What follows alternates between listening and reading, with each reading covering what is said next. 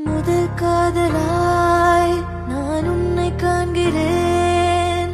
அன்பின் அர்த்தத்தை உன்னில் கற்றுக்கொள்கிறேன். தெய்வீக இசைராகம் நீ என்னை காக்க முன் வந்த தீ.